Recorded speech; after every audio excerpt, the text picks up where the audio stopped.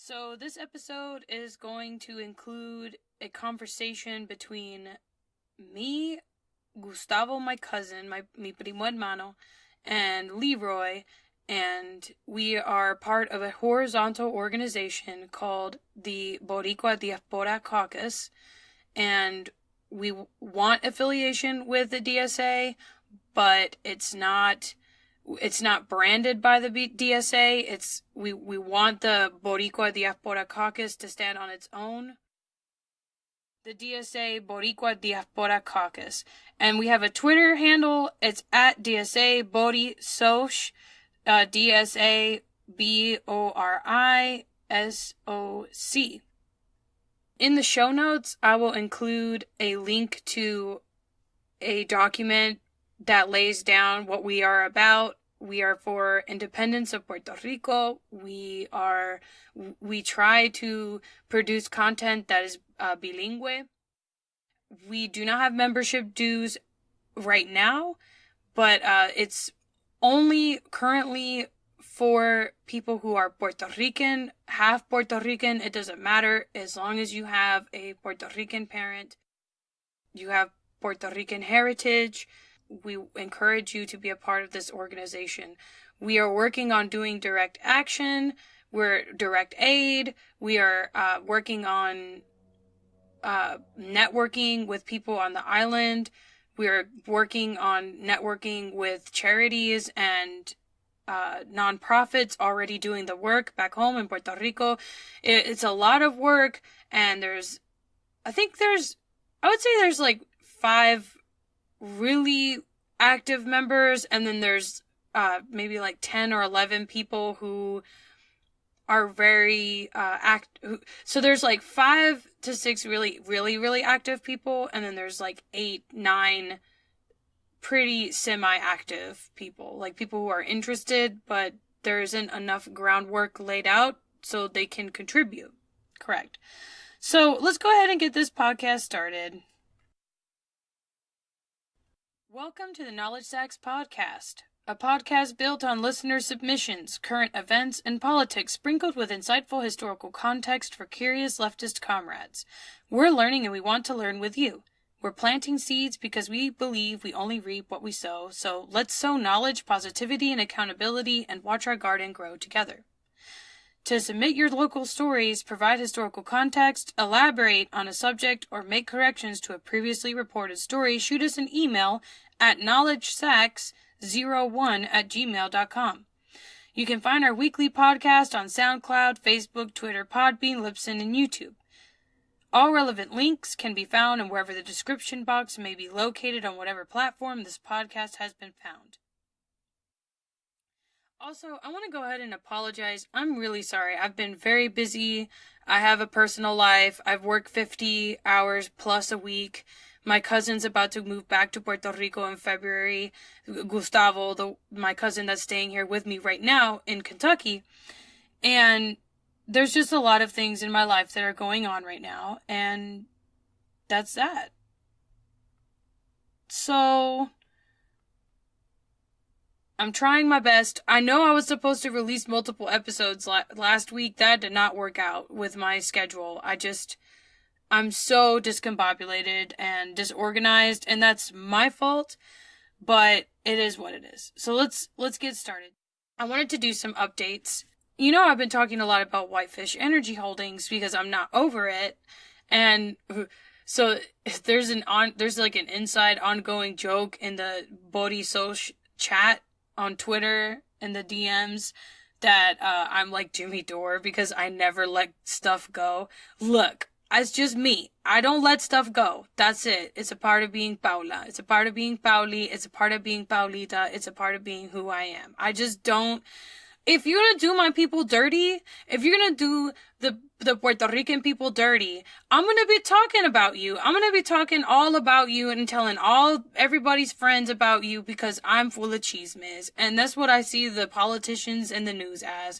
And another thing too, in a sense, I guess I am like Jimmy Dore because I don't say things 100% correctly all of the time, and I'm sorry that the nomenclature and the correct terminology, I'm not perfect. I will get stuff wrong. My apologies. I'm making this podcast just to disseminate information out into the universe, and I appreciate critiques. I'm not saying that I don't not listen to them. I'm trying my best is all I can say. Anyway, so this article is from opensecrets.org.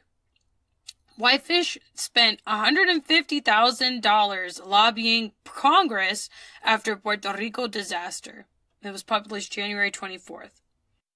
The small Montana energy company that botched the critical rebuilding of Puerto Rico in the aftermath of Hurricane Maria spent $150,000 lobbying Congress last quarter amid investigations, a disclosure report filed Friday shows. The fourth quarter lobbying report shows that Whitefish paid the firm Foley and Lardner to have 5 representatives lobby the Senate and House on the company's behalf. What the firm was specifically hired to accomplish is unclear. What the firm was specifically hired to accomplish is unclear. In the report, under specific lobbying issues, Foley and Lardner wrote Puerto Rico Electric Power Authority to rebuild transmission lines damaged from recent hurricane damage. The 5 lobbyists working for Whitefish included 2 former members of Congress, because that's that revolving door, guys.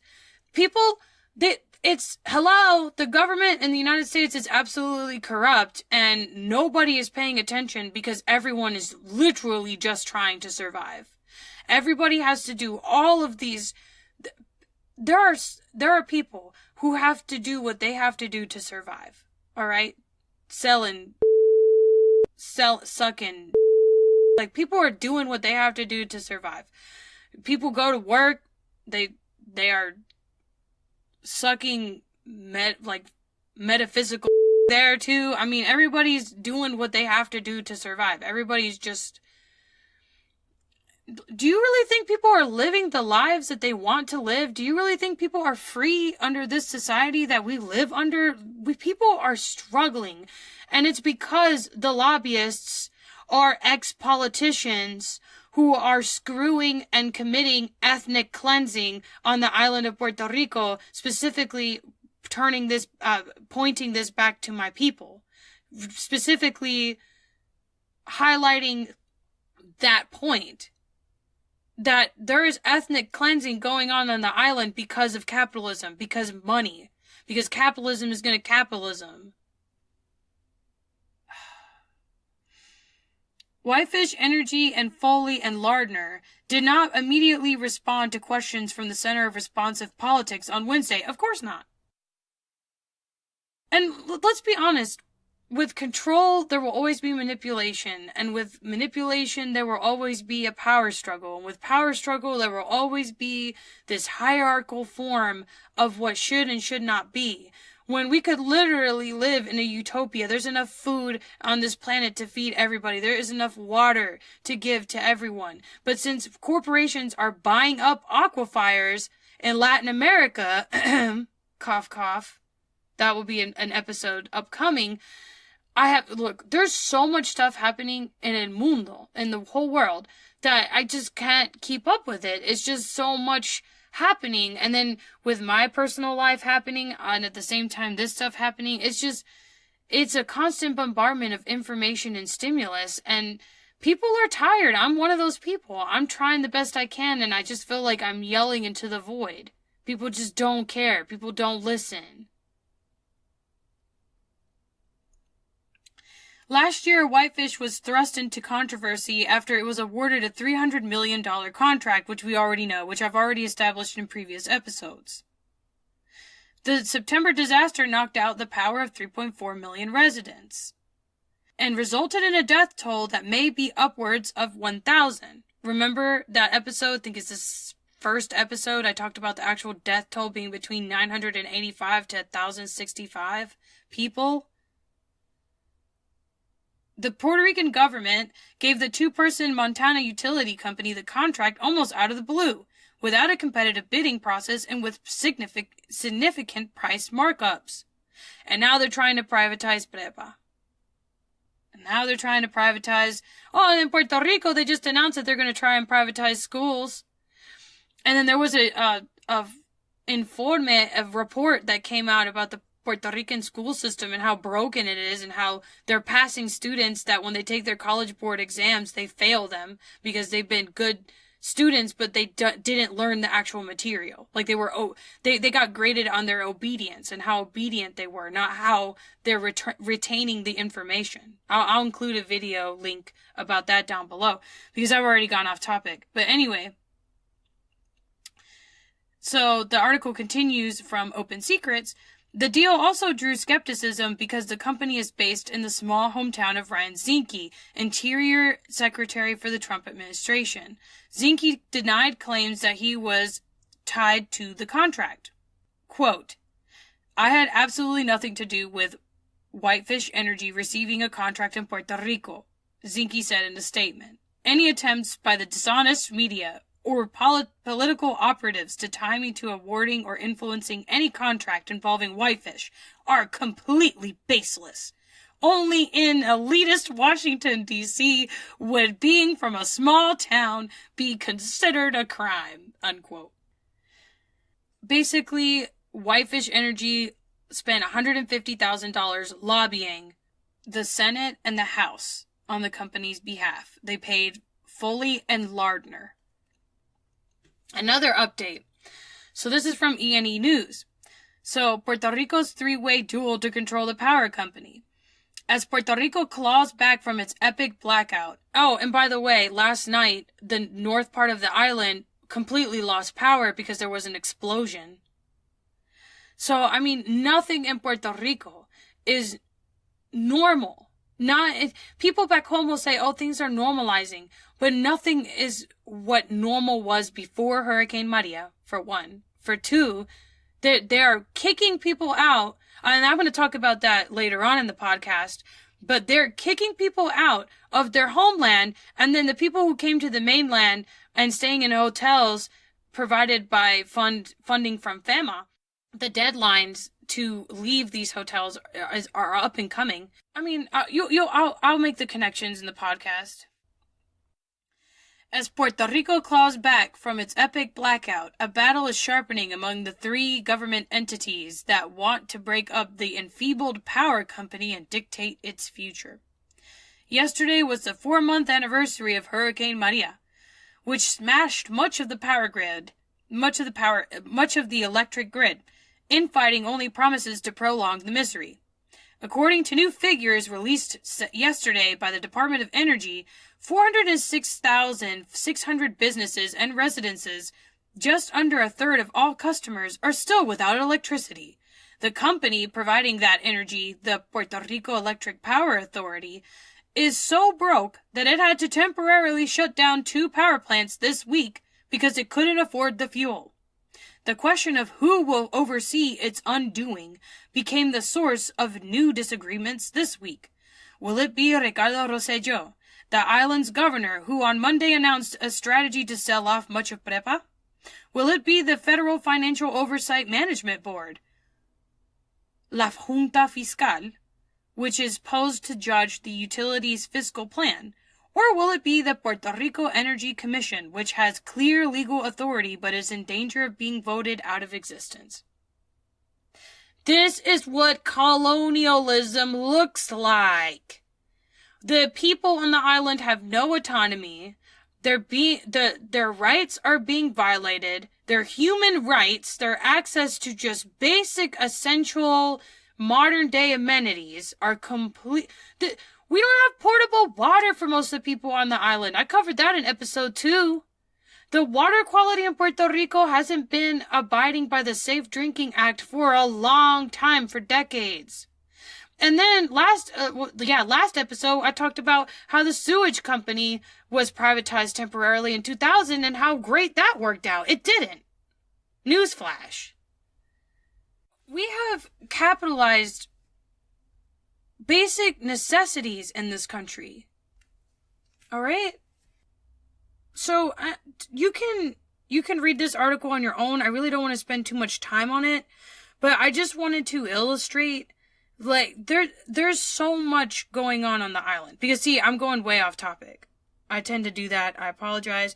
But if you want to read more about that, go ahead. I really got to get started on the displacement and the ethnic cleansing that's taken place currently on the island. Just kidding. We're just going to go into this article because I really want to update people on this. So, this is from ABC News. Blackout hits northern Puerto Rico following fire explosion. Breaking news out of Puerto Rico tonight, where there has been a major setback in efforts to restore power 5 months after Hurricane Maria. An explosion set off a big fire at a main power substation tonight. It caused a major blackout in several municipalities in the northern part of the island, including San Juan.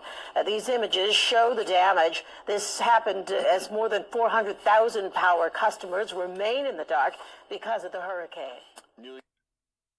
So that was a clip from ABC News.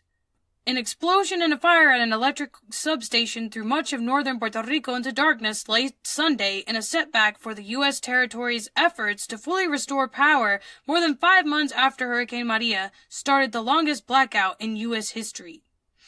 The island's electric power authority said several municipalities were without power, including parts of the capital, San Juan, but they were optimistic it could be restored within a day as they worked to repair a substation that controls voltage.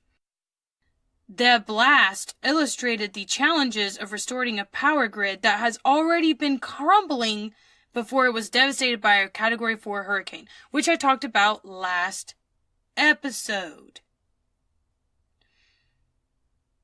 Alright, so Prepa is roughly worth $4 billion, carries a $9 billion debt, which I talked about last episode. I mean, this is just going to be continual. This is going to be repetitive. None of the conditions in Puerto Rico have changed. Alright? So with that being said, and how do people know about the explosion that happened at a substation in Puerto Rico? No. Because it's not breaking news. Like, people on the mainland do not care about Boricuas. We're not on anybody's mind. Trust and believe me. Many Puerto Ricans adrift in U.S. hotels after Hurricane Maria. After they lost their home in Puerto Rico to flooding during Hurricane Maria, Inge Melendez flew with her family to the U.S. mainland with 3 suitcases and the hope it wouldn't take long to rebuild their lives. It hasn't worked out that way. For more than 4 months later, the family of 5 is squeezed into 2 rooms in a hotel in Brooklyn. While her husband looks for work, they are stuck in limbo, eating off paper plates and stepping over clothes in cramped quarters as they try to get settled in an unfamiliar city. After the hurricane hit, we told the kids that every day was going to be an adventure. But not like this, said the 43-year-old Melendez. This is turning out to be really hard. Around the U.S., many Puerto Ricans are similarly adrift in hotels because of the September 20th hurricane. The move north spared them from the misery of the storm's aftermath on the island, but the transition has often proved to be difficult, disruptive, and expensive as people tried to find housing, jobs, schools, and even furniture and clothes to start fresh on the mainland. Melendez and her family shuffled between staying with relatives to a homeless shelter to a small hotel in the Williamsburg section of Brooklyn, forcing her to change schools for her 3 daughters in the middle of the semester. Es difícil dejar tu isla. Es difícil dejar tus raíces, tus costumbres. So she's saying that it's really hard to leave your island. This is I should probably introduce the clip. So this clip is from the Associated Press, and it's an interview with this family who is living on the mainland, and I'm gonna play the clip. Es difícil dejar tu isla. Es difícil dejar tus raíces, tus costumbres. She's saying it's difficult to leave your island, it's difficult to leave your roots, your customs. It is in a place that you don't know anybody. This is what they do. This is what the United Corporations of America does. They isolate you from your roots. They isolate you from their culture. They enforce and they impose ideas that are not yours. It's forced assimilation, and they want you to become the working class. They want people wear the working class like it's a badge of honor, as it should be. But the way that we're treated in this country as working class people, we are treated like garbage. When I'm a cashier at a gas station, people literally throw their change at me. People treat me like I'm a part of the machinery, I'm a part of the humming environment all around me in this store, full of colorful, brightly packaged food from the same 5 companies. We have the illusion of choice in this country. We have the illusion of freedom. We don't live in a free society at all. We live in a society in fear. If you're queer, if you're gay, if you're a non-cis heteronormative person, these values are imposed upon you, and you have to live in this particular way, with religion being thrown and squashed into your throat. And people do not live in a free society when you are a non-cis heteronormative person and you're constantly fearing that you're going to be raped or killed. We've already had 3 transgender people die this year. We have had 3 transgender people die this year alone. It's February, guys. It's February. The year hasn't even started yet. And that's in an article that I read recently. I don't even know what are the exact numbers? Is that all that's just being reported in the news that we can see? Anyway, let me play this clip. Far from the place they left a month ago in both distance and culture. But for husband and wife Angie Melendez and Fernando Moyet, this small hotel room in Brooklyn is their family's best shot at a future after their home near Puerto Rico's capital was destroyed by Hurricane Maria. Ooh, did you hear that neoliberal speak right there? Oh, they can have a better life here in America, working for slave wages.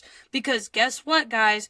Puerto Ricans, the displaced Puerto Ricans, we are gonna be the new workforce for America.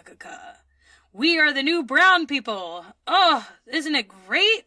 I love this place. They treat us so well. We have air conditioning, and we have GMO food products from the same 5 companies, all made in China. This makes a lot of sense. Thanks, globalization. After the hurricane hit, they were forced to sleep for almost a month in their garage. They were given a flight to the mainland by a local charity. They had just 1 day's notice and 3 suitcases to pack. 3 maletas con sueño. 3 maletas de desesperación. So she's saying 3 suitcases full of dreams, 3 suitcases of desperation, 3 suitcases that said, help me. 3 maletas de ayuda, de ayúdame. De socorro. Across New York and around the U.S., many Puerto Ricans are finding themselves adrift because of the September 20th hurricane. Maria destroyed more than 70,000 homes and damaged another 300,000. Many areas are still without power, and many businesses have closed. The result has been a mass exodus to the mainland. According to FEMA, there are nearly 4,000 families receiving hotel assistance from the agency across 42 states because their homes are too damaged to occupy. I adopted 63 families. Many families are relying on volunteers like Sonia Velasquez to navigate the complicated network of benefits. FEMA has set a March 20th deadline for the program to end, and many families say they can't afford temporary housing without assistance. Velasquez says many families don't know where they'll end up next. It frustrates me that they are misinformed, right? It frustrates me that there is not a plan, a long-term plan for them. Across town in Queens, Miguel Rosado has a binder full of pictures documenting the devastation in his hometown of San Juan. He's searching for a permanent home on the mainland for himself, his 10-year-old daughter, and 19-year-old adopted son. Sinceramente, es como que... There's stress. It's very stressful, really. I feel it's a brutal amount of stress because it's not a stable place. Me siento con un estrés brutal porque no es un lugar seguro. Sé que en cualquier momento me va a decir lo mismo, vete. According to a study by the I know at any moment they can tell me to leave. Center for Puerto Rican Studies at Hunter College, more than 200,000 Puerto Ricans could move to the U.S. mainland over the next 12 months. The greatest number are expected to... All right, by the way, this report, this is how little they do their research, because there's articles coming from Florida that have said that there are already 200,000 Puerto Ricans viviendo in Florida, in Central Florida and Orlando. There are already 200,000 Puerto Ricans that have left, and they're living in Florida and displaced from their communities. You hear it in her voice. You hear it in Señora Melendez's voice, that she's saying that she's this is what they're doing to us. We are forced to move here. This is the golden streets that we have always been told about. Just because there's a little air conditioning, and that's something we talk about in this episode too, in the conversational parts of it. You'll hear my cousin and Leroy and I discuss this topic. So I'll go ahead and let the clip end here. Settle in Florida. Leslie Rivera from the central town of Caucus has been shuffling among hotels in Tampa since December with her 3 kids. Porque no tengo ropa, no tengo nada para mis hijos. I don't have clothes, I don't have anything for my children, and it's been very difficult, really. Y pues se me hace bien difícil, de verdad. She was approved for subsidized housing and expects to be settled soon, but tasked with finding a job and raising 3 kids in an unfamiliar place, the challenges won't end there. Si yo estuviera sola, pues yo lucho. Pero yo tengo estos 3 que son el ejemplo mío. Robert Bumstead. So she was saying, if it was me by myself, I would be able to fight. But,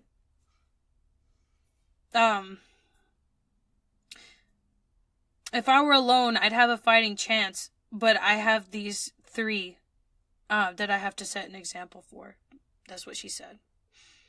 Sorry, I got a little emotional, but it's a lot. You're hearing these people who are your people, they're suffering, and there's literally just people who are oh, the U.S. government will handle it, someone else will handle it, she's gonna get subsidized housing, and then you'll have Republicans, you'll have conservatives tell you to your face that we're just living off we're mooches, that we're just leeching off the government, and it's don't you know that your extractive, your exploitative capitalism in our country, and most of, so many people, regardless of how ignorant they are, regardless of how machista they are, regardless of how patriarchal in their thinking they are macheteros, they are independistas, and they want freedom for the island. It's just so much information and sociological study here, and so much information. This is sociology in vivo. This is happening live right now, and it's so painful to see. I've had to decolonize so much of myself, and every piece that is removed, whether it's extracted from me or from my island and from my people, it's like a fire of passion inside of me that just doesn't die, and it just gets bigger and bigger because it's consumed with so much anger. Look at how they're treating my people. And you're telling us that we should be grateful because at least that we get to live in this country.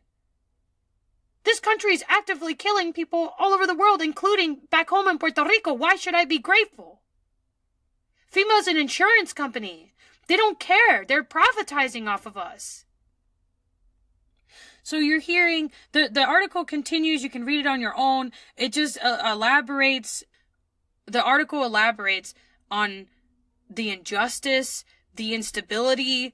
I mean, these people have gone through trauma. They went through a hurricane that devastated their homes to the point where they're homeless in a country with a language they don't even speak. They don't even speak English. Many of the people coming to the mainland no hablan inglés. All right.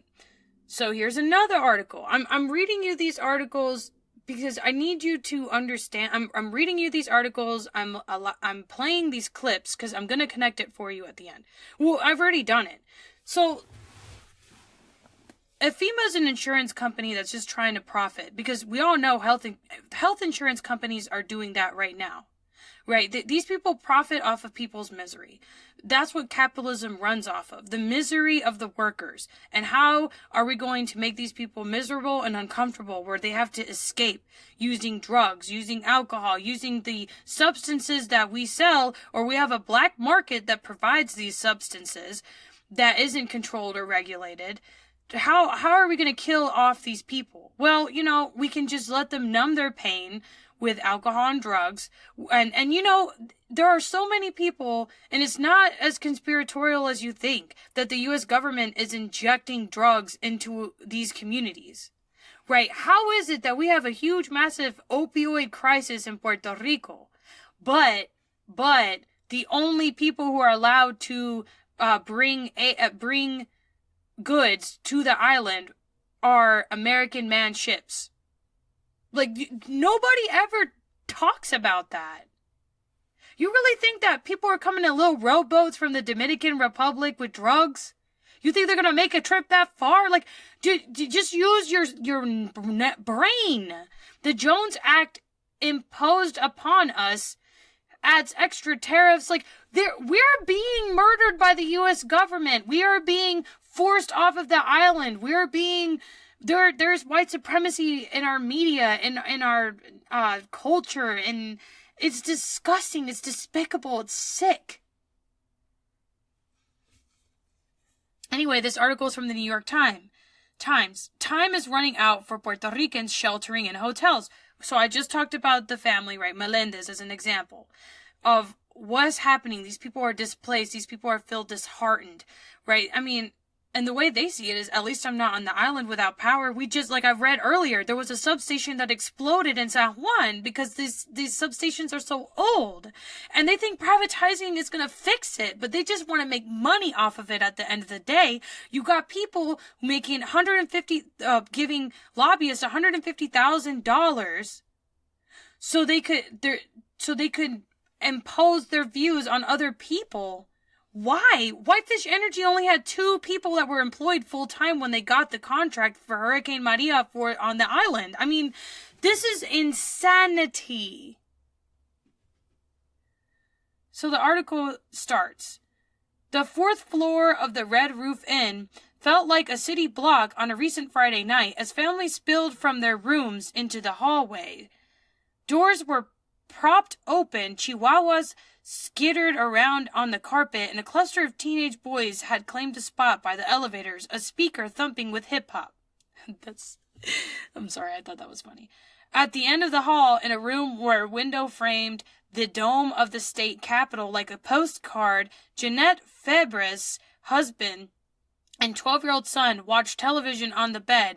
The 3 of them have been sharing for nearly 3 months, reaching the end of a day as empty and restless as many of the ones before it. The living conditions were cramped, and the room did not have a microwave or a refrigerator. Miss Fabres has asked housekeeping to stop cleaning the room just so she can have something to occupy her time. Even so, she is grateful. Her room, like many of those other families were staying in, because remember that last video clip said 4,000 families, that FEMA has recorded 4,000 families living on their aid because they don't have homes back in Puerto Rico, was paid for by FEMA. Amid the turmoil that has unraveled much of her family's life since fleeing Puerto Rico after Hurricane Maria, the room was one of the few things that seemed stable. For us, she said, this is home. So the article continues. Yet thousands of other families remain in limbo and have been relying on hotel rooms provided by FEMA as they decide whether or not to go back or forge ahead somewhere else. Many people staying in the hotels have described confusion over their cases and anxiety about whether they will be able to stay as deadlines rapidly approach, for some as soon as this week. It has me on pins and needles, said Wanda Arroyo, 56, who has been living in a hotel in Queens. It has gotten to the point that I don't even pick up the letters slipped under my door because of the expectation that one of them will say I'm being kicked out. Nearly 4,000 families spread across 40 states in Puerto Rico remain in hotels under FEMA's Transitional Sheltering Assistance Program.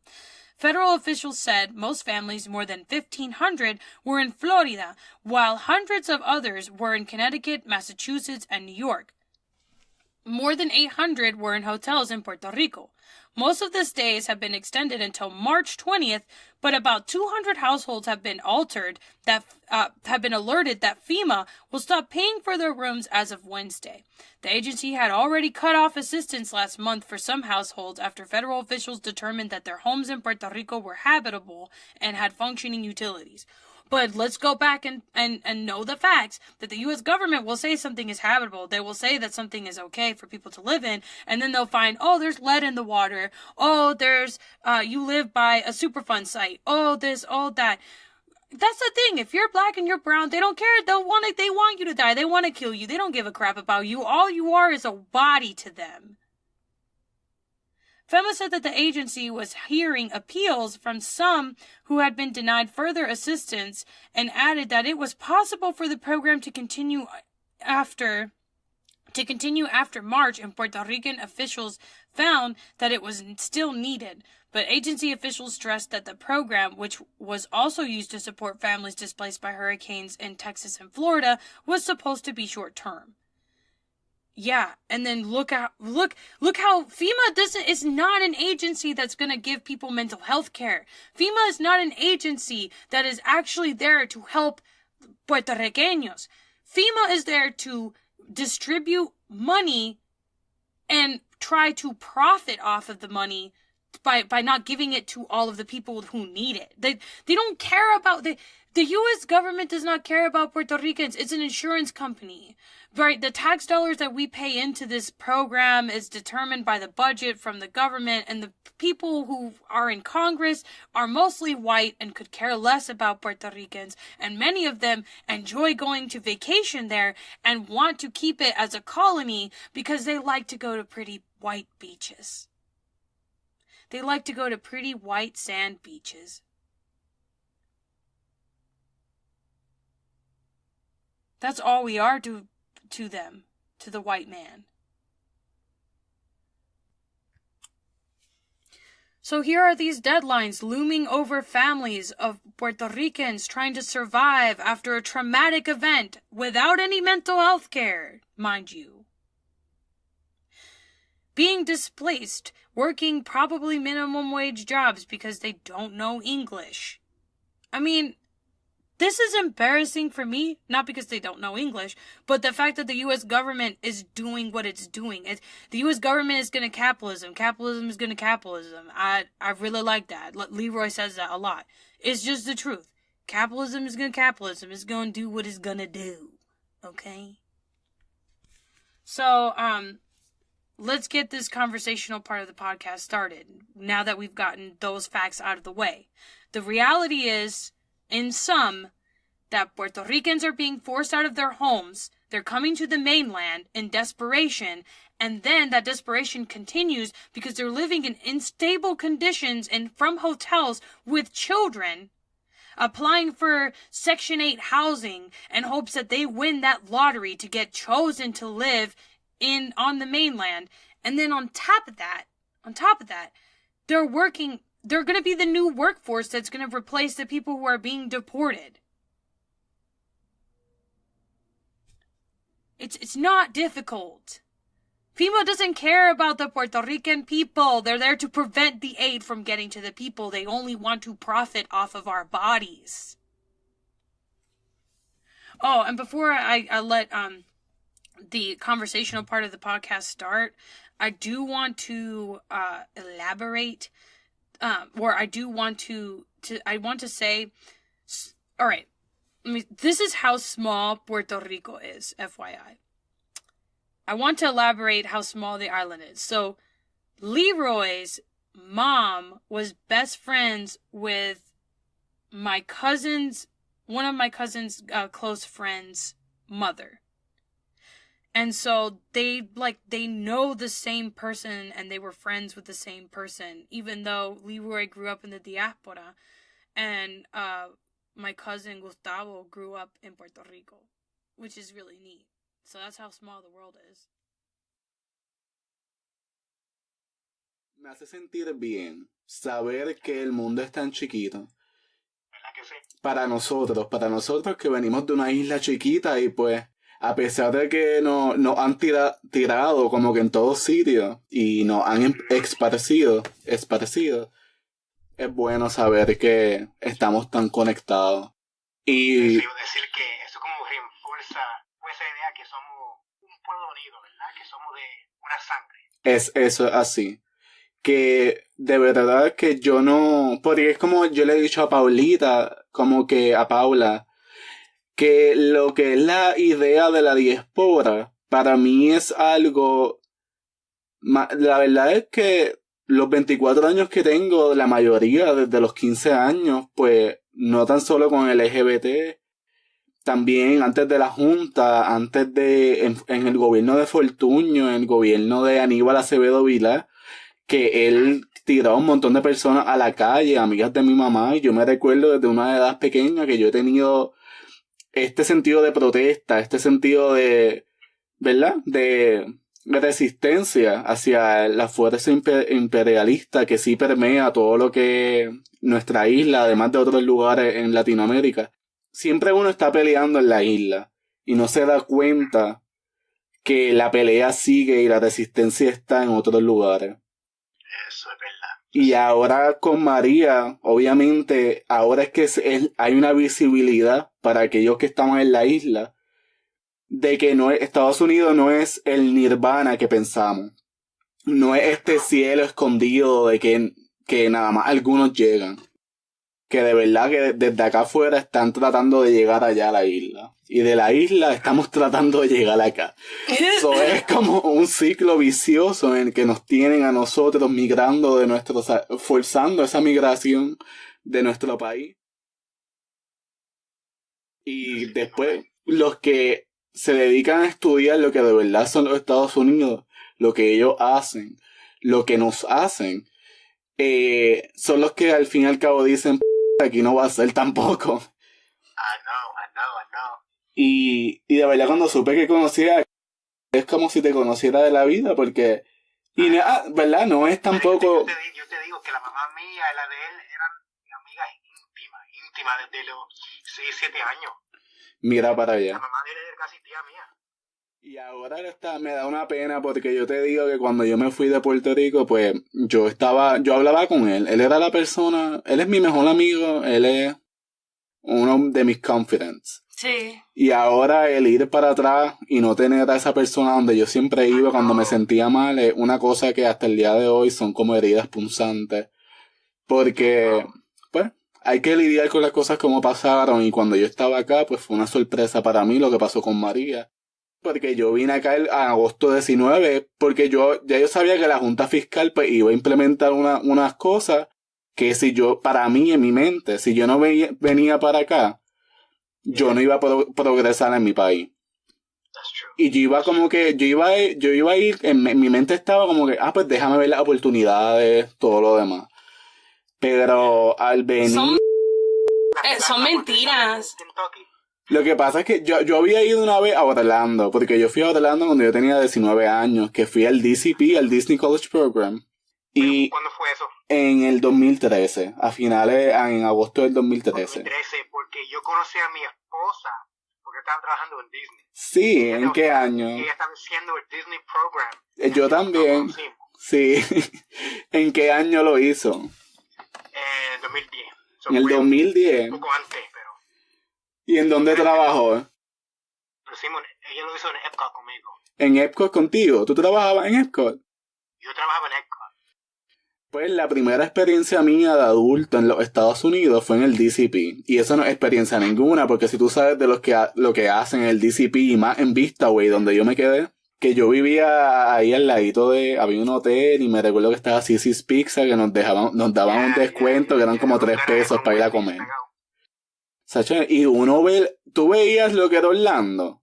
siendo un Puerto Rico, o sea, viviendo allá en Puerto Rico, en Río Piedra, en Cupey, donde mi familia todavía vive, uno veía lo que era Orlando, yendo a los parques, yendo a los restaurantes, yendo a Downtown Disney. Tú dices que ¿en qué mundo yo estoy? Que yo nunca he visto esto en mi vida. I know, allá te lo pintan como lo mejor del mundo, pero esto es, Paula, ¿Qué? the college program what he's talking about, it is a case study in wage theft, a case study in worker exploitation.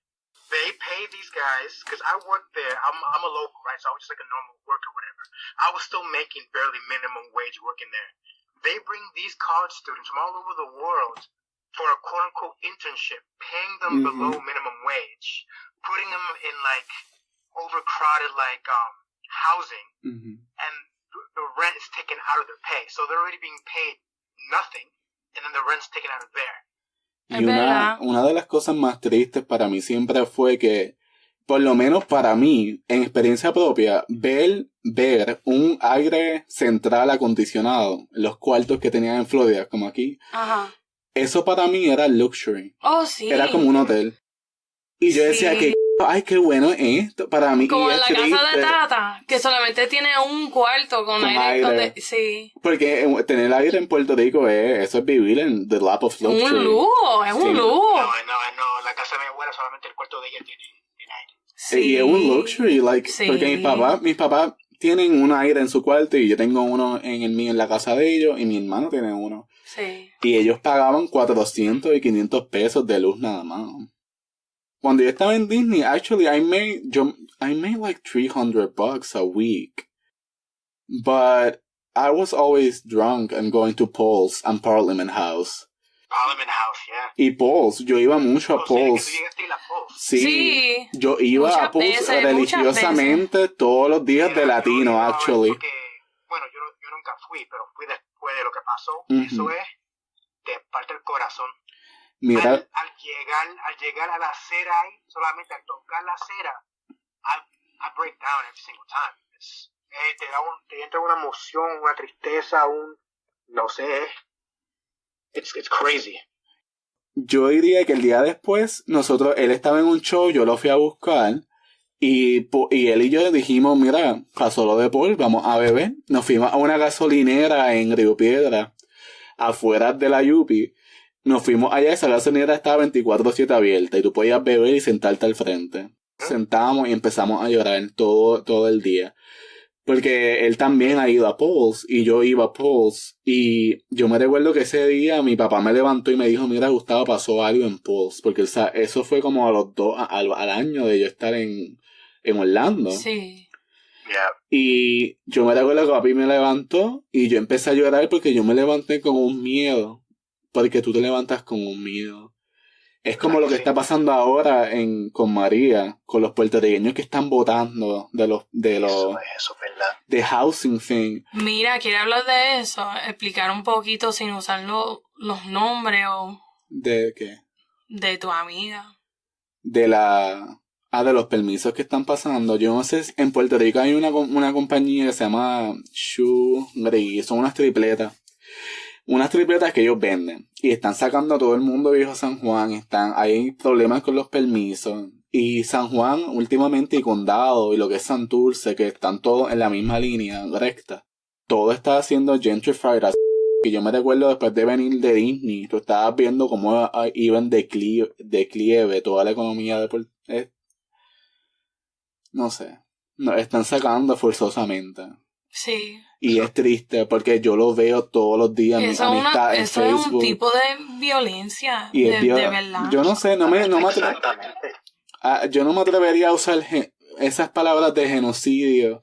Personalmente también es que yo estoy afectado totalmente. Porque es difícil. Y yo no me gustaría ver esto desde un sentido, de una perspectiva muy afuera de eso, porque no sé, yo he estado en protesta y he estado en marchas tantas veces en mi vida y yo lo que recuerdo es sobrevivir por sobrevivir porque no tienes más nada que eso.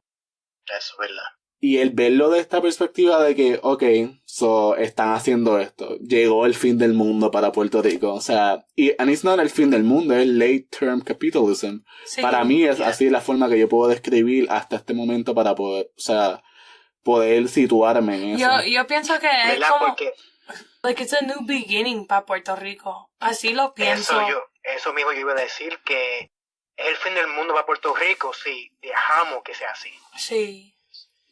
Yo creo que es bien difícil mantener como un disposición positiva cuando los Estados Unidos, de verdad, they could care less. Quiere que toda la gente de Puerto Rico se vienen a los Estados Unidos to replace the workforce that's being deported. Y eso es la realidad. Eso es la realidad. Mira, mi amiga, desde que pasó lo de María, mi mejor amiga, la conozco desde los 14, 15 años, que nos conocimos en 8º grado. Salimos del closet juntos y desde ese día no hemos parado de batallar por lo que somos, por lo que seremos y por lo que siempre hemos querido ser, que al fin y al cabo, cuando tú vienes si quieres filosofía, si quieres hablar de política, todo lo demás, es que una persona siempre busca la libertad.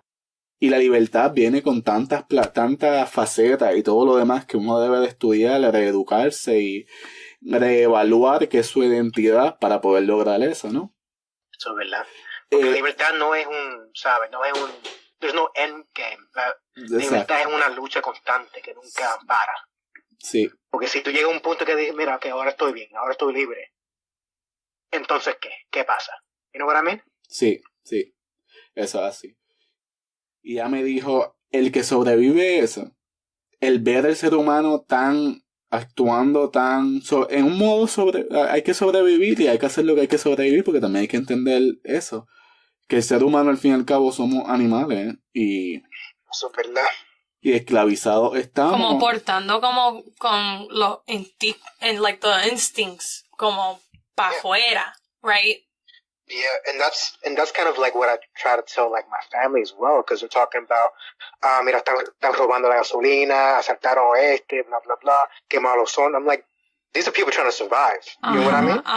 Because if you look at a lot of crimes in Puerto Rico, like traditionally, they're all crimes of survival, right? It's stick-ups, it's robberies, it's stuff to put food on the table. Mm-hmm. So you can talk about, they're bad and good people. They're just trying to survive, you know what I mean? Sí. Especialmente en Puerto Rico, con ese huracán que destroyed everything. Sí. No hay nada. So se la van a buscar como puedan, ¿verdad? Nada. Más allá de la San Sebastián. And then ese gentrification bien normal para la gente gringa. Sí. Sí, siempre están sacando, la gente con un poquito de chavito, siempre están sacando la gente que, were living there before. And then guess who becomes the workforce? Guess who que siguen viviendo en pobreza? Son la gente que viven ahí al lado donde they're gentrifying. Exacto. Mira, déjame decirte algo. Mi familia es de Aguadilla, ¿verdad? Y no sé si han ido a Aguadilla. Está la base Remen, que era un US Air Force Base. Y la familia de mi abuelo eran de donde está la base ahora. So pretty much when they came in, they gave them a deal they couldn't refuse, right? Mira, coge estos chavos, cómprate un terrenito acá, or we can force you off. You choose. So, ¿qué hacen? Cogen los chavitos y se compran un terreno, right? And then that was open for ages. Y ahora es el aeropuerto de Aguadilla. Pero ahí todavía vive un montón de gringos que, pues, son gringos, tienen nombre gringo, pero at least they've sort of assimilated, you know what I mean? They still act Puerto Rican, they still hang out with everything. Pero también Aguadilla, para la época de pero a decir noviembre, que la gente con un poquito de dinero en Puerto Rico no hacen lo mismo en la comunidad de la gente indígena, taíno, que todavía están sobreviviendo después de todas las tragedias de España, que todavía, where are my reparations? Así es.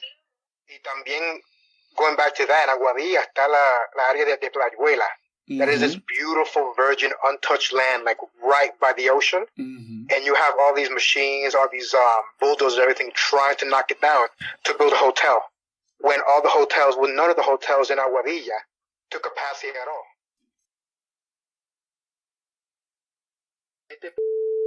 eso. Like, you know what I mean? Like, yeah, no puedes tener confianza en el gobierno de los Estados Unidos porque, like, they're not, también, la gente piensa que el gobierno está trabajando para ellos, but they don't understand it's an extension of corporations. It's just like, oh, this is a legal entity that we can use as an arm para violencia, para matar la gente. That's exactly right. That's Mira, very well put. Siendo súper right true, siendo bien honesto, yo pienso, ¿verdad? Viendo acá mi perspectiva ha cambiado un poco porque lo que era mi conocimiento de de los Democrats and Republicans and all of that was very, very, very small.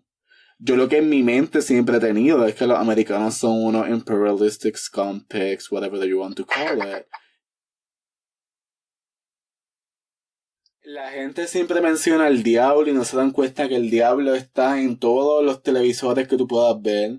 El diablo está en todos los periódicos, todas las revistas. El diablo está en todo advertisement. Yeah, en todo ad que tú puedas ver. El diablo existe y el diablo siempre va a ser premiado.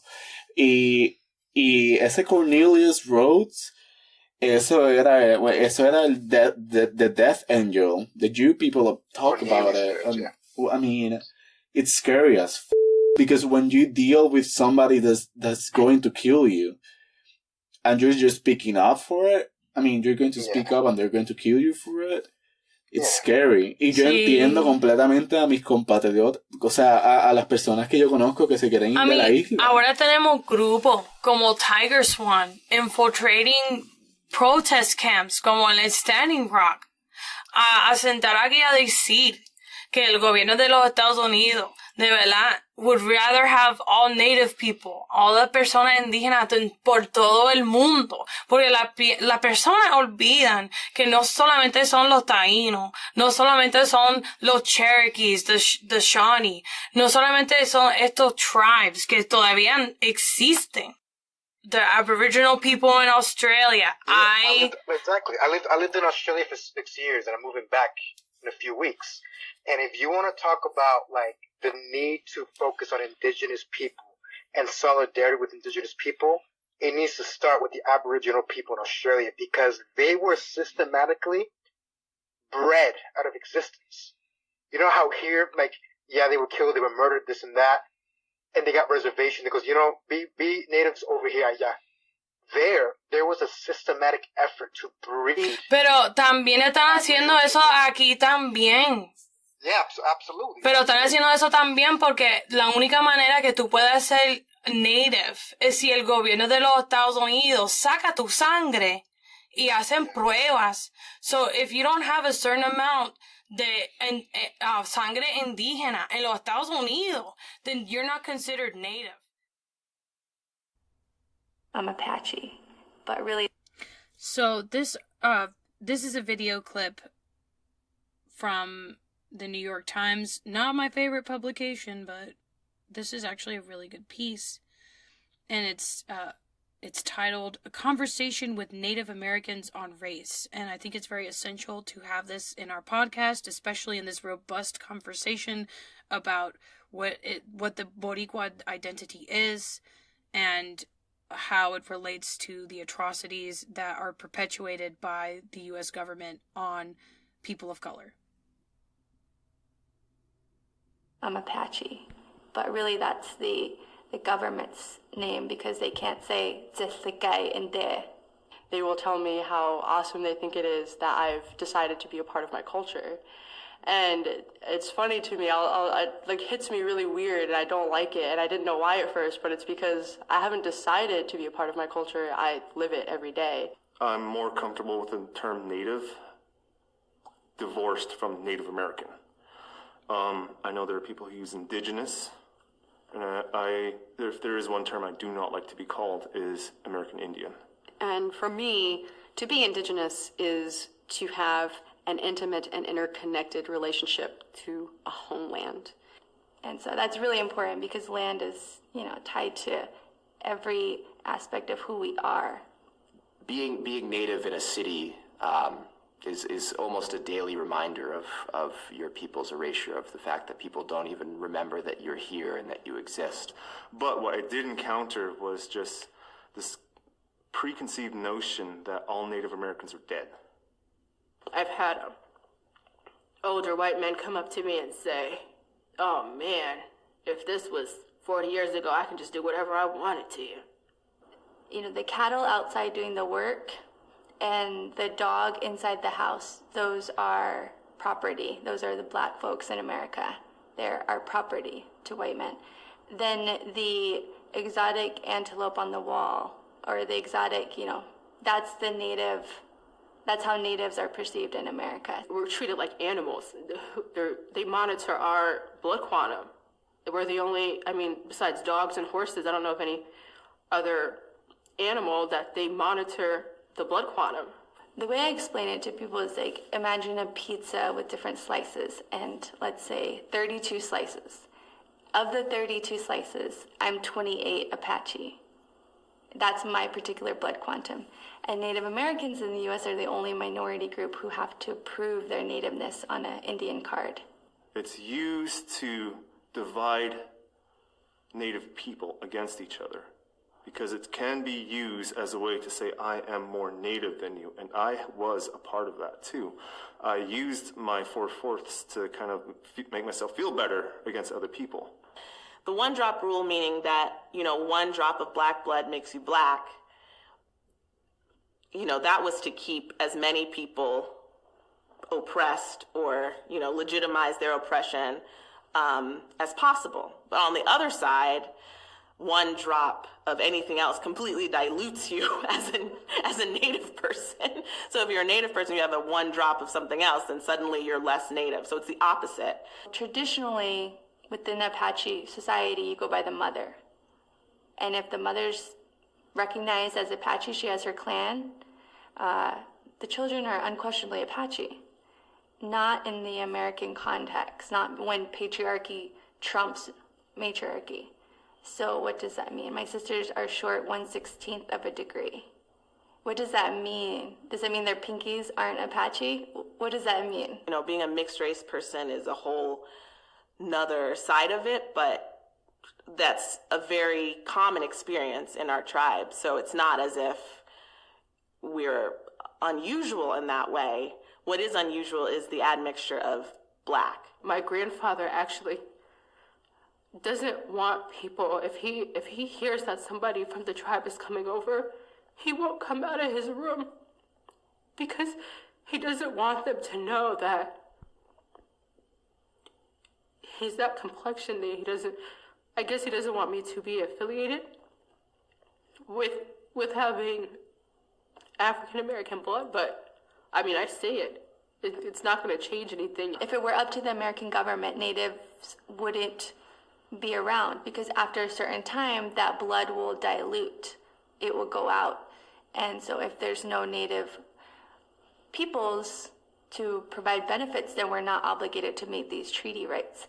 And if we're not obligated to meet these treaty contracts, then the land is available. The resources are available. And I think that essential point about our claim to sovereignty, our claim to land, our claim to a culture, our claim to resources is one that gets lost if we don't insist upon the fact that we are nations. And we have taken huge steps to decolonizing, and that proof comes from people being able to have the opportunities to speak their language, to be on their ancestral land. But the thing with decolonization is that it's an ongoing process, just like grieving, just like any loss. As much as possible now, I try to tell people that I have a Native American name, and maybe it doesn't mean anything to you, but it means everything to me. My name maybe doesn't have a romanticized Hollywood Indian name, but my name has more meaning than that. My name means that my family survived. My family survived disease. My family survived Catholicism. My family survived settler colonialism, and my family, they survived. I survived. My existence is resistance. Me saying my name is Skiam Tulks, that is resistance in and of itself. claim it all you want, but until the white man says so. Yeah. Right? Sí. So the only way you can be a tribe member is si el gobierno de los Estados Unidos saca tu sangre, whether you like it or not, para hacer un prueba. To say, oh, you're more Native than other people. So you know that causes infighting in Native. Now, I'm not saying that all Native people are like this, right? This isn't an overgeneralization. But when you look into the materials and you do the research, it causa infighting también. Porque es, ¿quién tiene la sangre más pura? Exactly. And then it's a fight for resources también. Porque That's you... exactly, yeah. Mm-hmm. Like the whole thing in Hawaii with the land rights and Alaska as well. Yeah, because it's the illusion of scarcity para mantener capitalism. Exacto. Yeah, exactly. So I always think like en China, en India, por todos los lados, in Africa también, those tribes are dying, not just because of globalization. Exactly. See, like I'm a Marxist, I'm a socialist, so I see everything through the eyes of like class consciousness, right? And for me, capital precedes racism, right? Because I don't think that anyone is necessarily born racist or white people are naturally born white supremacists. It's always been that preservation of the power of capital. And it just so happens in the Western world that white people have been the owners and facilitators of capital, right? So everything has been to preserve that. And it's that preservation of asymmetrical power. So the way they do that is to put us down, to, keep us uppity Hispanics, uppity Negroes down, right? And even with like the poor white people, like making us the scapegoats, right? Because you're poor, you're white and poor because of these people over here, not because of the power that they have. You know what I mean? And it's the same thing everywhere else. Where, pero también, es que también, okay, so aquí en Kentucky específicamente había personas blancas que eran tan pobres como los Haitians en Haiti que estaban comiendo clay. Yeah, the mud cakes, yeah. Yeah, aquí en los Estados Unidos, in Kentucky. Yeah. Okay. That's exactly right. But they would say stuff like, I would rather be this poor than be black.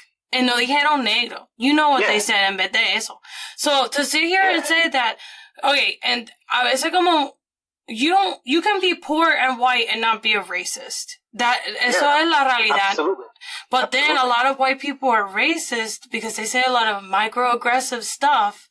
And como, a veces como me frustro. Porque yo sé que yo soy, like, I don't know if I'm white passing, yo no sé si soy blanca, I really don't know how to describe myself porque depende, I don't really know, de verdad, porque mucha de mi historia de mi familia es bien trágica.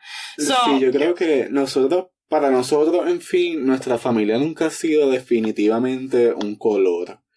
Y yo soy una persona que a mí no me gusta usar estos términos de colorismo, colorism, identity politics, son para mí algo nuevo. No es algo que yo he estado anejado. O sea, yo no, I haven't been private, I mean, I have been, what is private? Es lo mismo que anejado.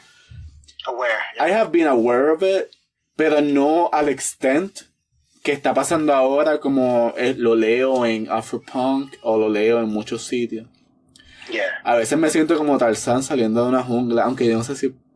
Ay, sí, no, pero es que la educación en Puerto Rico es trágica. Eso es algo sí que yo tengo que decir, que para mí lo que es estar en Estados Unidos, lo que está en Estados Unidos sí te deja un conocimiento mucho más grande de lo que tenemos en Puerto Rico. Porque muchas de las cosas que yo sé las he tenido que leer yo, y eso es una eventualidad que me hace diferente a todos mis compañeros y todos mis vecinos y todos mis familiares. Porque no es fácil el tú ser educado y sobrevivir al mismo tiempo en la isla. Hay personas que sí lo logran, pero es un 1 entre 10. Y en fighting the odds when you're poor, it doesn't turn favor every time. Y para mí, todo lo que se tiene que ver con los nativos y que es todo, actually. Y los de Australia, los de aquí, los de India, los de Asia. Yo siempre sé de ellos por the LGBT stories that come out in social platforms. Exacto. Y cuando yo he visto los de Australia, como ellos viven, and that's squalor, actually. Por todos los lados viven así. Así. Y los latinoamericanos de Estados Australia, Unidos una cosa también. verlo en social media, otra cosa verlo Al presencial. the way claro que they've sí. been treated, the way they're still being treated. And this isn't a country that's a social democracy, right? They have universal health care, they have amazing public transportation, free college. But capitalism's still going to capitalism. Like white supremacy is still going to be white supremacy. You know what I mean? Sí. Y a decir que los europeos, they're so advanced, is the most mentira. You talk about people that literally do blackface around Christmas time to celebrate the Dutch, the Schwarzer Pete or whatever. The Netherlands, creo. Yeah, the Sons of Pete. Sí. And that's another thing. When people talk about how advanced Europe is and like Scandinavia, they should be the model. No one asks like, why are they that advanced? Like, it didn't just happen. They extracted their wealth from somewhere else. You know what I mean? Mm-hmm. Because sí. Africa. They don't have a history of like natural resources. You know what I mean? They had to go around conquering the world to extract their wealth and labor resources and take that capital back to Europe, leaving every other country, every other place on the planet underdeveloped. You know what I mean? Ajá. La gente siempre, para mí, hablan de la ciudad del Dorado, que está en América Latina. Sí. Y eso fue algo que trajo muchos europeos que estaban settling en Puerto Rico. La ciudad del Dorado y esa fábula los llevaron a todos los que estaban en Puerto Rico asentados a ellos vivir allá en el continente sudamericano. Mucha gente habla de eso que está en Perú, entre Perú y las Amazonas que están en Perú, la parte de las Amazonas que está en Perú.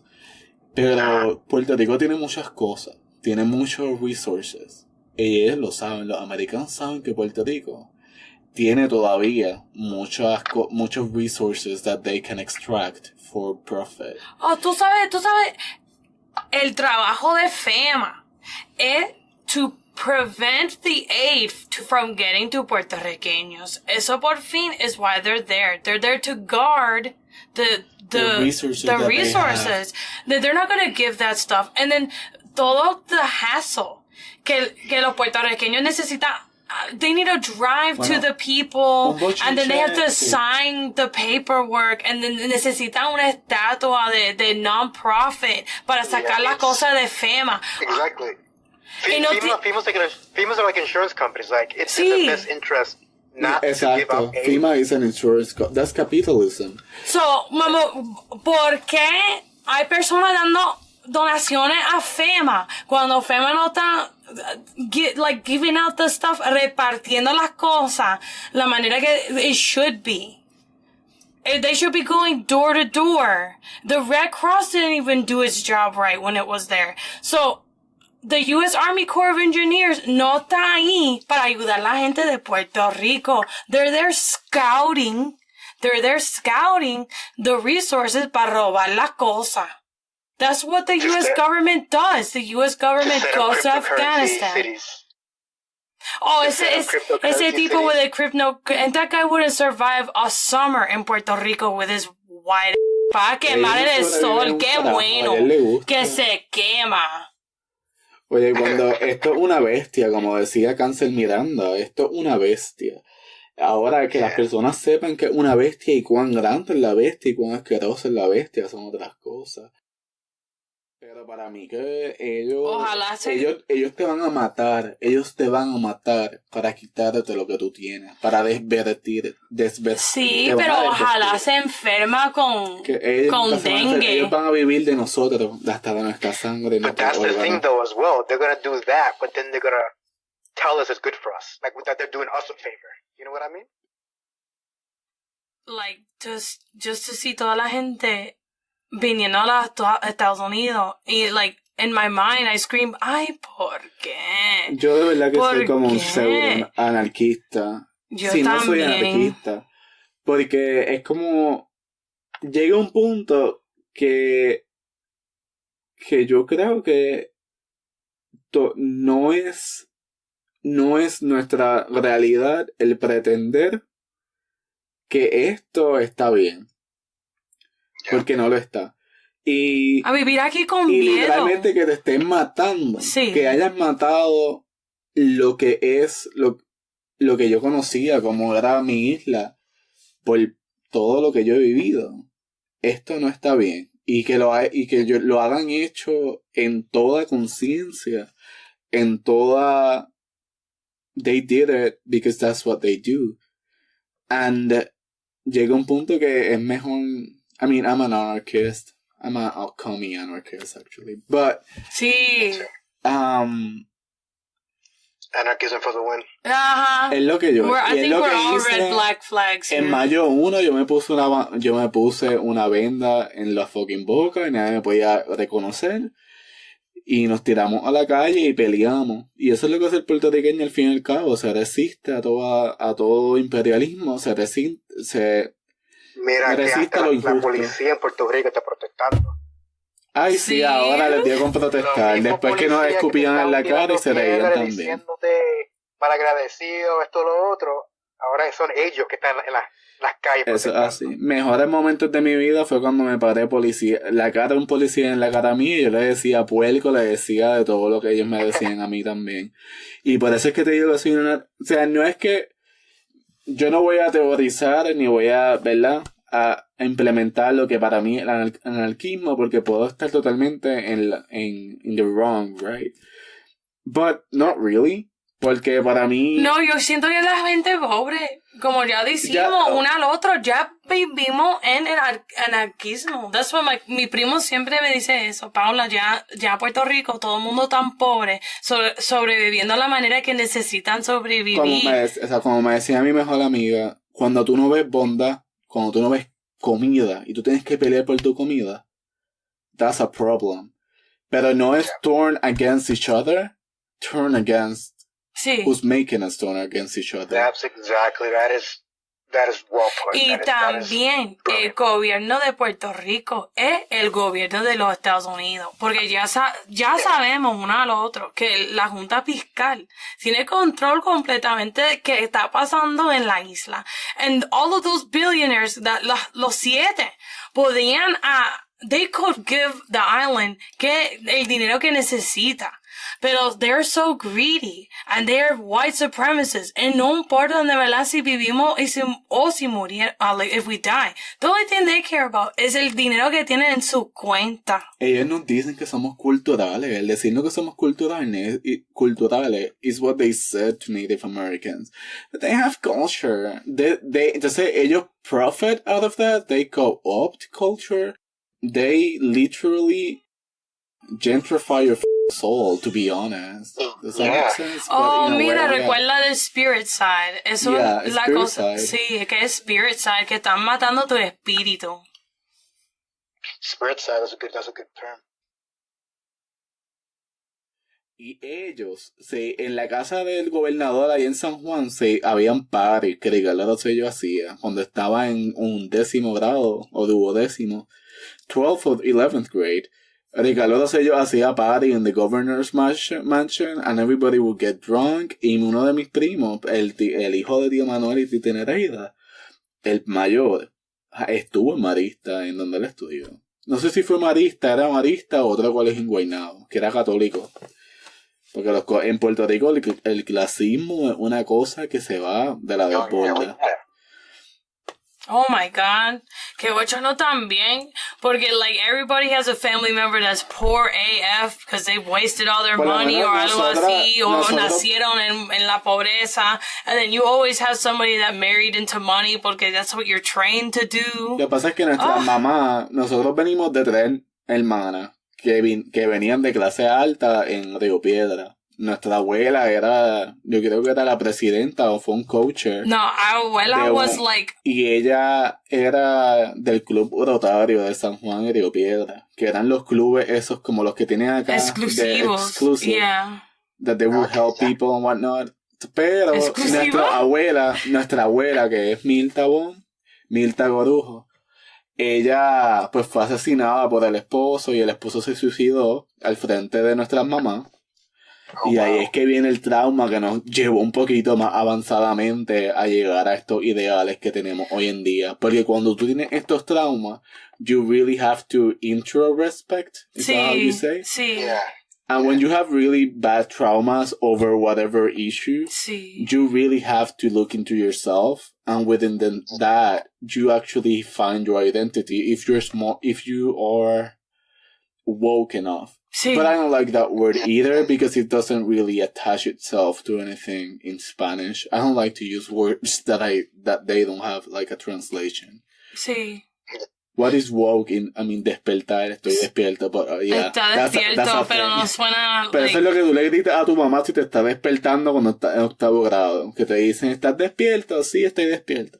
Pero it doesn't really translate that well, woke. Pero también en mi familia, mi abuelo, he was one of the first Green Berets in the Vietnam War. Y, of course, que era mi abuelo era moreno.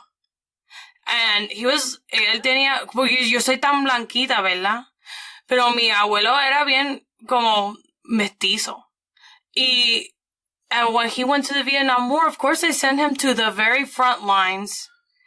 Y mi abuelo mandó un montón de cartas a mi abuela. Pero mi abuela solamente abrió 3 de esas cartas porque las cosas que mi abuelo estaba describiendo en esas letras, esas cartas, eran tan fuertes que mi abuela se quemó todas las cartas.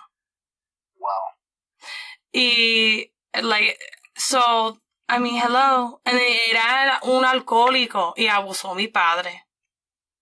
So, what do you think is going to be like cuando una mujer que sus padres se murieron de la manera como murieron y mi papá era un hijo de un hombre que estaba en el ejército boricua en el 1970 para get his GI Bill, pero I don't know if he was drafted, pero he always told people he got his GI Bill. Y era doctor. He got his, era un dentist, y mi papá también. Pero, what do you think is going to happen? These people are not going to be normal. They're going to be loco.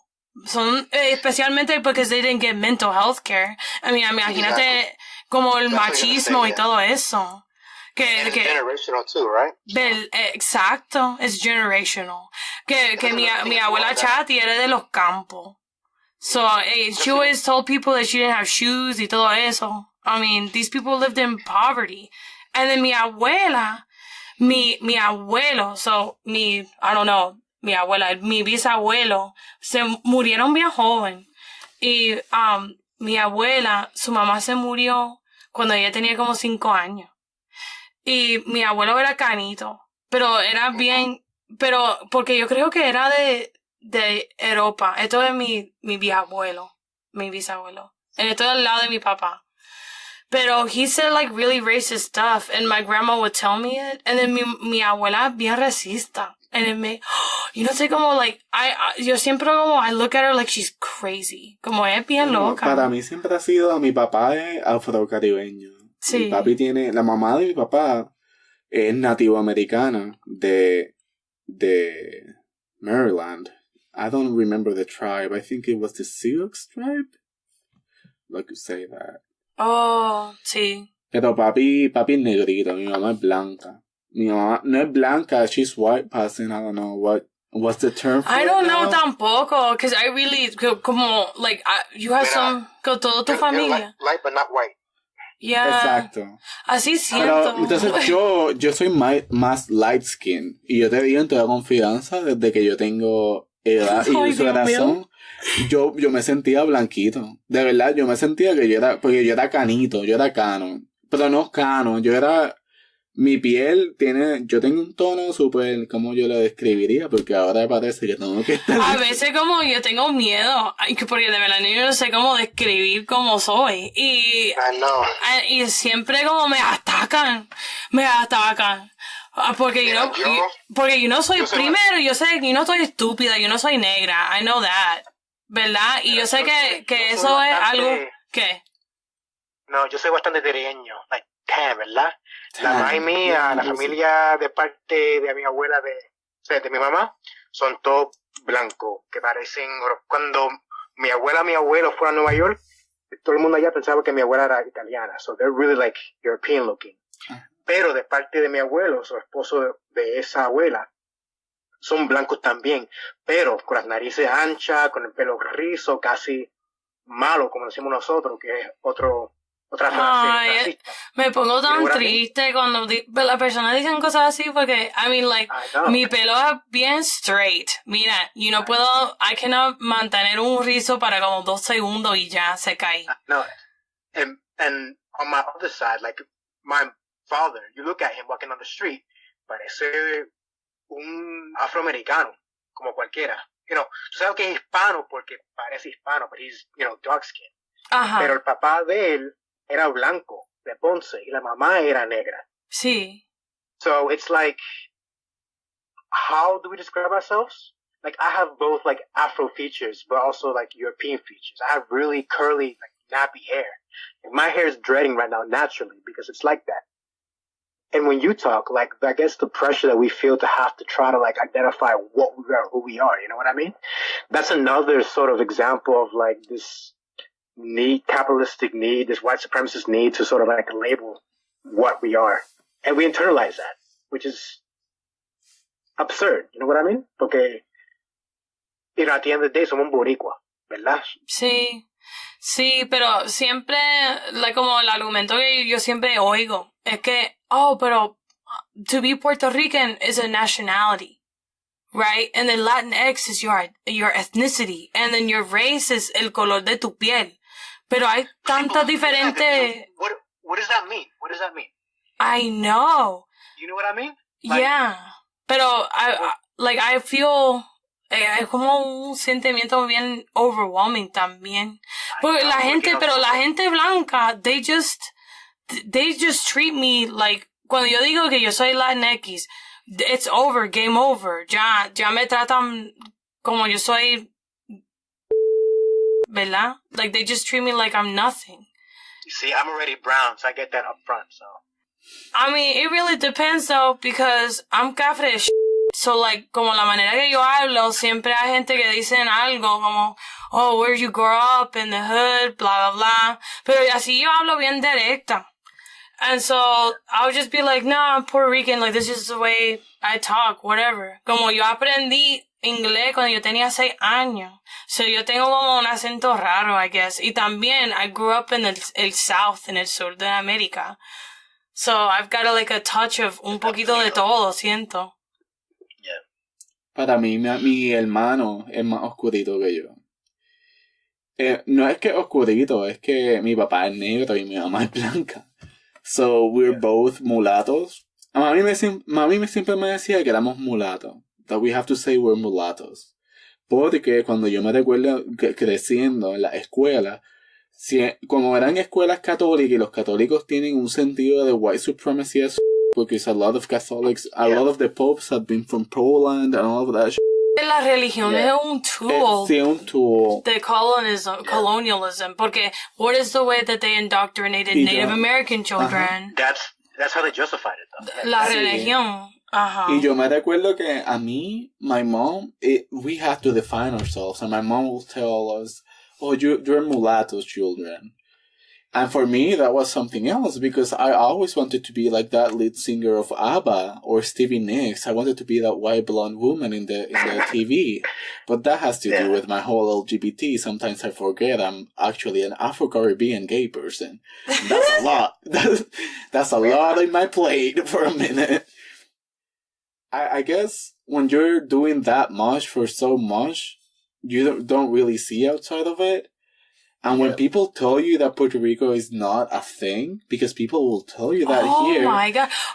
The United States, like, they gave you your citizenship. You guys are Americans.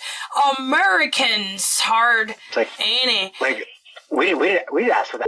You know what I mean? Like. Yeah. No, you only gave it to us because of World War I. That's why. Exactly. Like, they needed cannon fodder. They were running out of people. Era, vamos a mandar esto trigueño, whatever. It's after that, the imposition of the Jones Act and all that to pay off part of, like, the war debt.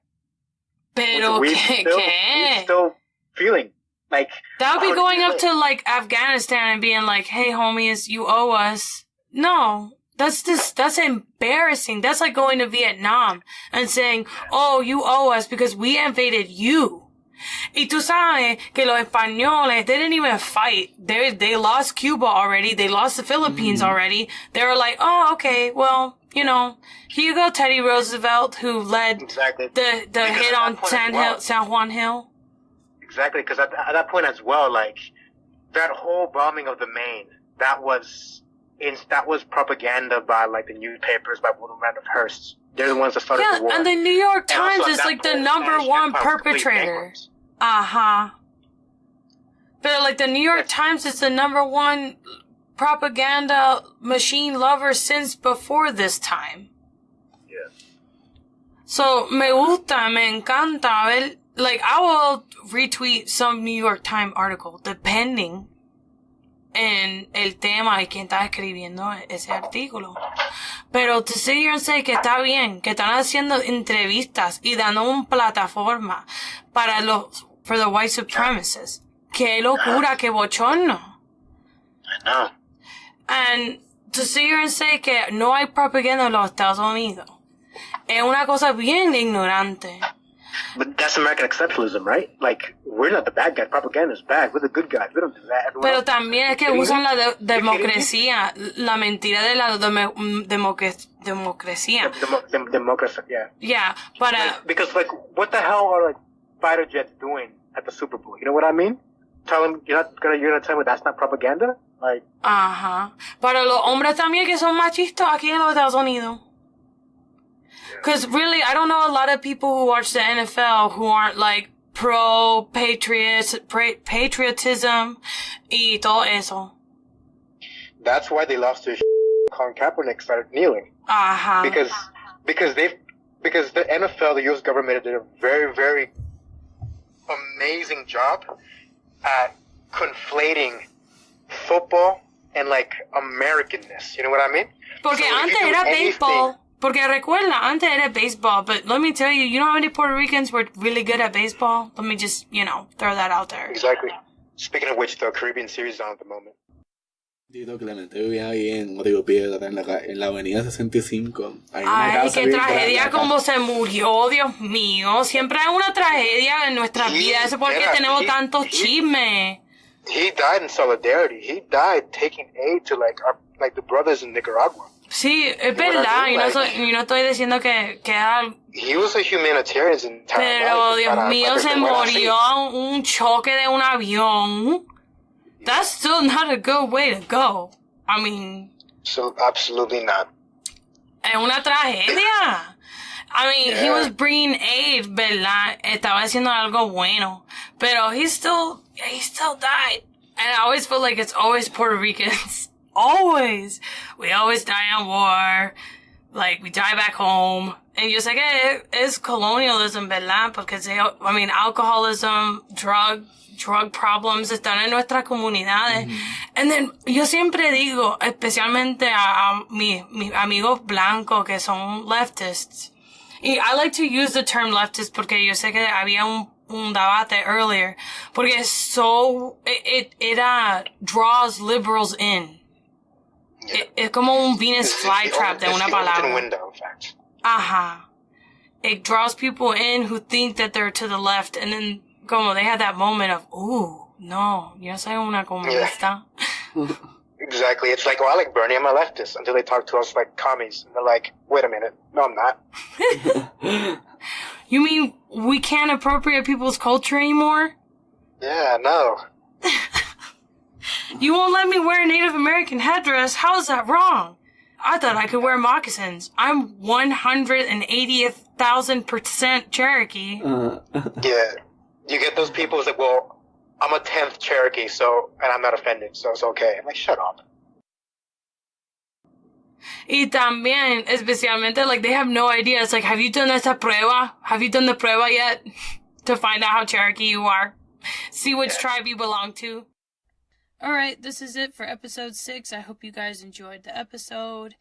I hope that you enjoyed our conversation and that it enlightened you on what it was like to be Boricua in the Diaspora. And I hope that you check out our tenets and that document in the show notes. And thank you so much for listening. I really appreciate if you could share. I would really appreciate if you could share the podcast on your social media and get it out there so more people can listen to it and become more educated on what's happening in Puerto Rico and about capitalism and how it's just the end stage and we're just all watching it go to crap. We're all watching it go to crap. I hope you guys have a good week. I promise I'm still catching up on the rest of the stuff I have to edit because this podcast is only just snippets of material. Anyway. Deuces, bye.